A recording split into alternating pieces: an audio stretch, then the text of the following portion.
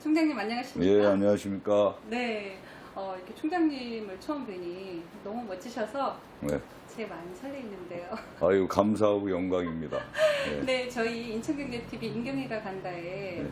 첫 손님으로 출연하셨는데요. 네. 인사 말씀 한번 해주시죠. 예, 먼저 그 인천경제TV 인경이가 간다에 저를 초대해 주셔서 정말 진심으로 감사 말씀드리고요. 특히 인천경제TV가 우리 인천의 이 경제의 어려움을 곳곳 현장마다 찾아다니시면서 이 해결책을 모색하시고 또 우리 기업인들에게 큰 힘이 돼 주시는 부분에 대해서 이 자리를 빌어서 진심으로 감사의 말씀을 올립니다. 네, 총장님 역시 너무 멋지시게 인사 말씀도 너무 멋지게 해주셔서 네, 감사드리고요. 감사합니다. 네, 이제 첫 번째 질문으로 들어가겠습니다. 네. 네. 그동안 여러 가지 타이틀을 가지고 많은 일을 해오셨는데요. 그 중에 가장 기억에 남는 일이 어떤 것이 기억에 남으실까요? 그게 아닌 것 같은데, 아까. 먼저, 중소기업 네, 연구원에서 네. 그거 같은데? 다시 가겠습니다. 그걸 빼먹었어. 네. 여기까지만 갈게요. 네, 다시 가세요. 이렇게. 큐.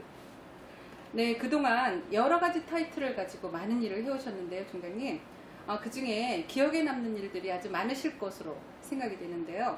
먼저 중소기업 연구원장으로서 기업의 어려운 내용을 많이 도와주신 것으로 알고 있는데요. 그 중에 기억에 남는 일은 어떤 게 있을까요?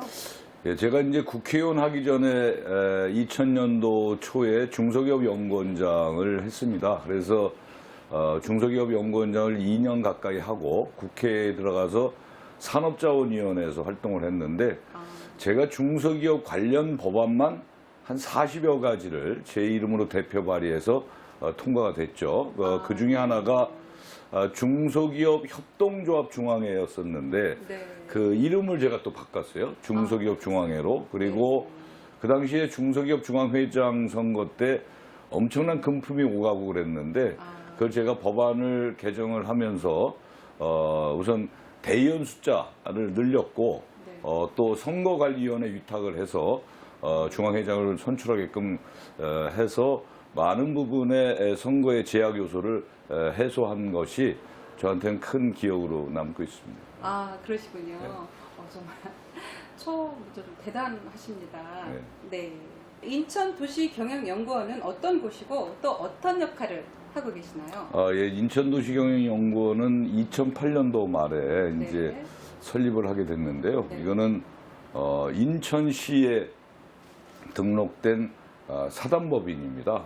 그래서 인천이라고 하는 이 도시를 어떻게 앞으로 바꿔나가면 좋겠는가라는 부분에 대해서 이제 연구도 하고 발표도 하고 세미나도 열고 이런 역할을 하고 있습니다. 그래서 특히나 이제 우리 수도권 쓰레기 매립지에 관련된 부분도 하고 또 환경의 오염에 대한 부분도 하고 또 제가 여기서 또 주장했던 거는 인천이 지금 한 300만 되잖아요. 그런데 이걸 한 500만 정도로 늘려야 된다. 왜 그러냐면 이제 앞으로 세계는 국가와 국가 간의 대결이 아니고 경쟁이 아니고 도시와 도시 간의 경쟁이라고 저는 보고 있습니다. 그래서 우리 인천과 중국의 상해 또 일본의 도쿄 뭐 프랑스의 파리 뭐 이렇게 해서 인천과 각국의 도시 간의 경쟁이 되기 때문에 그러려면은 보통 한 500만에서 1000만 정도의 인구가 돼 있는 도시가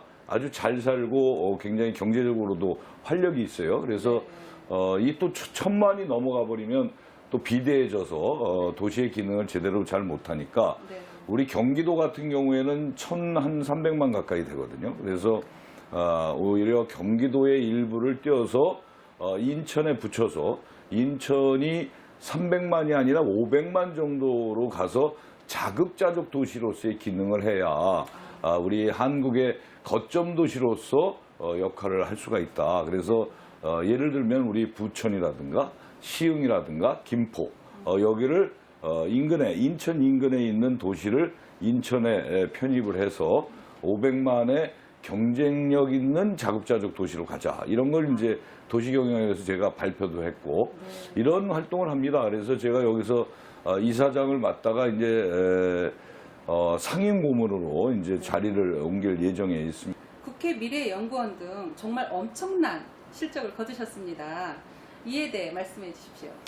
예, 제가 이제 사무총장을 가고 한 일주일 돼서 이제 트럼프 미국 대통령이 국회에 방문을 하고 또 국회에서 연설 계획이 잡혀 있었어요. 그래서 제가 이제 우리 국회 사무처 직원들하고 거의 뭐 분단위, 초단위를 동선부터 해서 다 그걸 계획을 잡고 그렇게 해서 트럼프 대통령을 맞이했죠. 그러니까 각국의 대통령이 오면은 이 국회 사무총장이 밖에 나가서 영접을 하고 그리고 이제 이 국회 이 의사당까지 들어와서 이제 연설하시고 이제 가시는 이런 일이었는데 그게 경호 문제부터 뭐 여러 가지 동선의 문제 이걸 다 시간을 다 따져서 이렇게 합니다. 엘리베이터로 올라갈 것인지 계단으로 올라갈 것인지 뭐 이걸 미국 측의 경호원들하고 다 협의하고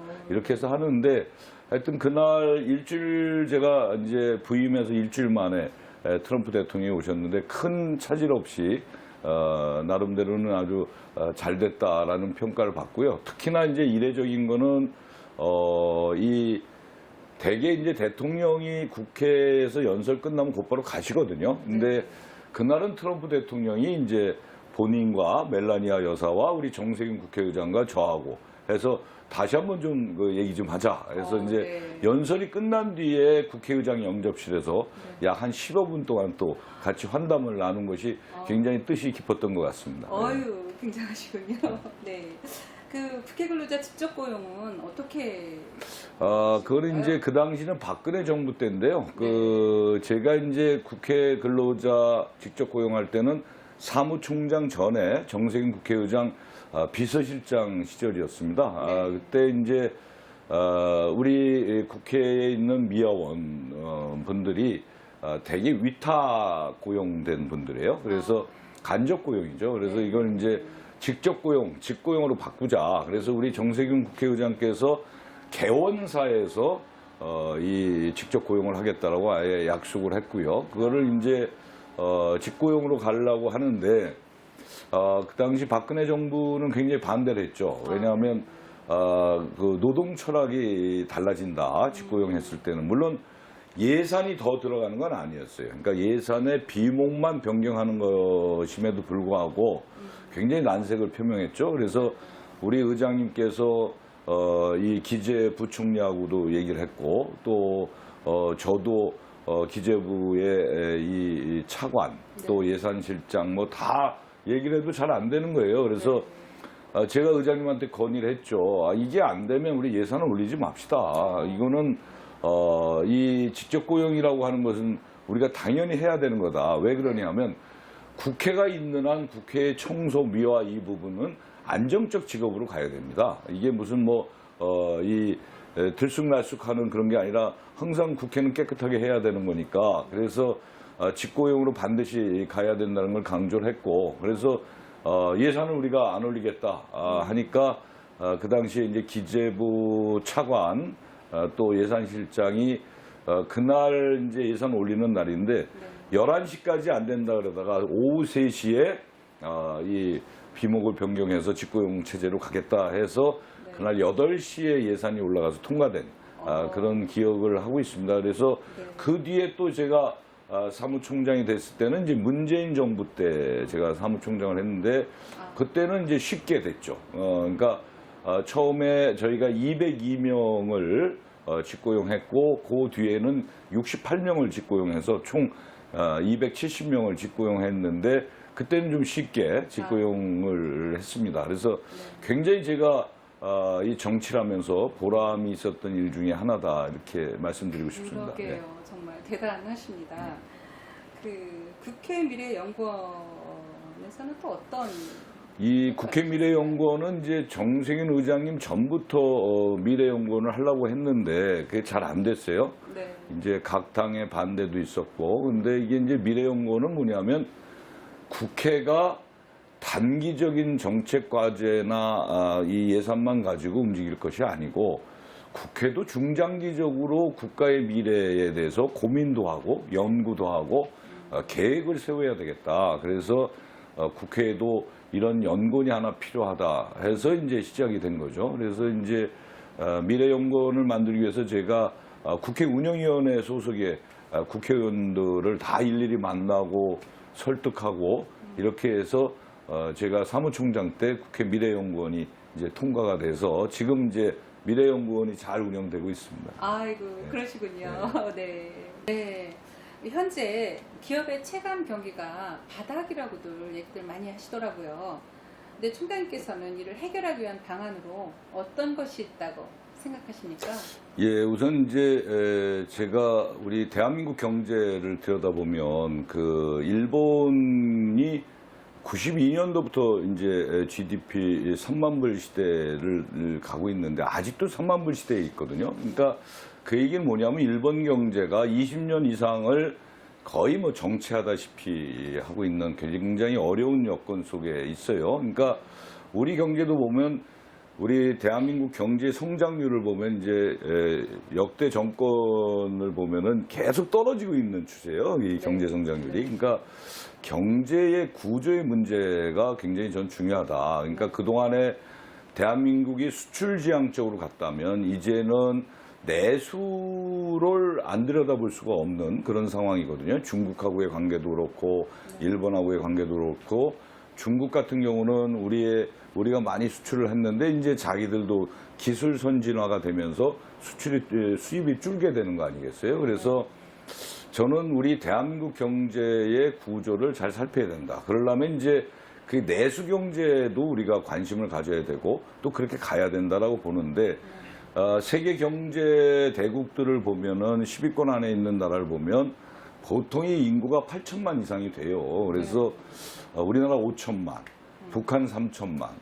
그래서 저는 우리 대한민국 경제의 활로는 바로 남북한의 경협에 중요한 초점이 있다. 그래서 물론 어려운 상황에 있긴 하지만 남북 경협을 어떻게든지 우리가 최선을 다해서 이게 우리가 이제 앞으로도 거기에 온 열정을 다 쏟아야 되고 또 하나는 이게 이제 그동안에 우리가 미국, 일본, 중국하고의 관계였다라고 한다면 이제는 경제 외교의 다변화가 필요하다. 그래서 우리가 이제 흔히 얘기하는 이 신북방, 신남방 이런 경제 외교의 다변화. 그래서 인도라든가 인도네시아 이런 쪽에 우리가 다변화를 꾀해야 되고 또 북방 쪽으로는 중앙아시아 쪽을 통한 그런 경제의 수출 이런 것들을 다변화시켜야 된다. 그리고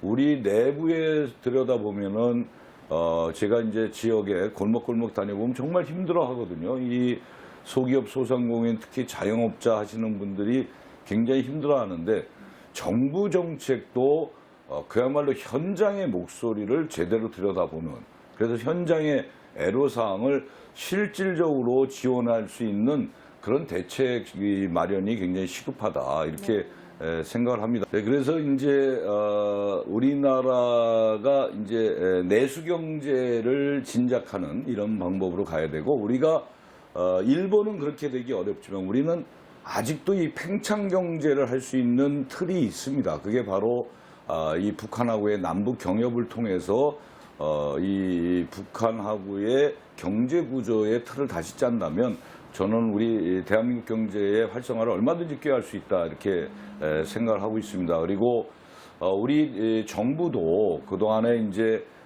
이 중소기업 정책, 소기업, 소상공인 이런 정책들이 백화점식으로 나열화된 정책이 아니라 실질적으로 지원하고 거기에 선택과 집중 속에서의 효용성을 나타낼 수 있는 그런 정책으로 가야 된다. 그래서 대기업과 중소기업이 상생하면서 제대로 이 대기업이 중소기업의 부품이나 제품을 받아들이고 또 납품 단가를 완전히 이 할인하는 이것이 아니라 함께 가는 동반자로서의 역할을 해준다고 했을 때 저는 우리 이 대한민국 경제의 활성화를 꾀할 수 있고 또 우리가 앞으로 소기업 소상공인 이 자영업자를 위한 부분들도 실질적으로 이 공직에 있는 이 공무원들 또 중소기업을 지원해주는 그런 부서들이 정말 현장에 나와서 지역마다 다르고 또 이 규모마다 다르고 업종마다 다른 경우가 너무나 많습니다. 이런 것들을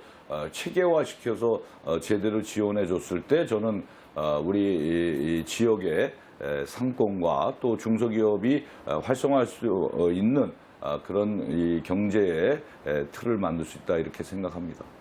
네, 아주 따끈따끈한 소식인데요. 특히 이번에 민주당 인천시당 일본 경제 침략 대책위원장을 맡으셨는데요. 이 부분에 대해서도 말씀해 주시겠습니다. 예, 오늘이 경술국치 109년이 되는 날이고요. 어저께가 화이트 리스트 배제가 돼서 첫 번째 시작되는 날입니다. 일본이 우리 한국하고의 과거사 속에서의 본인들의 잘못을 사과를 안 하고 오히려 경제 보복으로 지금 가고 있습니다. 이참에 저는 위기가 기회라고 생각을 합니다. 그래서 우리 인천의 대기업들을 제가 요즘 찾아다니면서 일본에서 수입하는 부품이나 소재나 이런 것들을 좀 리스트업을 해서 우리 국내 중소기업들이 만들 수 있는 그래서 그 대기업이 납품을 받을 수 있는 그런 구조로 가야 된다. 그게 오히려 위기가 기회를 낳는 것이 아닌가 이렇게 생각을 하고요. 네. 어저께 마침 문재인 대통령께서 앞으로 이런 부품 소재 산업에 대한 이 R&D 연구 개발을 위해서 약 5조 동안을 3년 동안 5조의 예산을 투입하겠다 이런 말씀을 하셨습니다. 그래서 우리 중소기업이 오히려 훨씬 더 강하게 갈 수 있는 그래서 이런 부품과 이 소재가 완전히 국산화될 수 있는 그런 구조적인 틀을 만드는 아주 중요한 이 시기다 이렇게 저는 생각을 합니다. 그래서 그런 것 속에서 우리 또 대기업 인천에 있는 대기업들이 또 마침 적극적으로 호응을 해주셔서 그 리스트 품목을 가지고 이제 저희들 중소기업도 만날 거고 1대1로 연결도 해드리고 이렇게 해서 실질적으로 중소기업이 국산화를 하고 그 제품이 대기업에 납품받을 수 있는 이런 것들을 저희들이 지금 하고 있고 또 진행을 계획을 잡고 이렇게 하고 있습니다. 아, 네, 그러시군요. 이렇게 장시간 동안 네. 좋은 인터뷰를 많이 해주셨는데요. 지금까지 김교웅 총장님을 만나서 좋은 말씀 아주 많이 들었습니다. 총장님, 감사합니다. 네, 감사합니다. 네.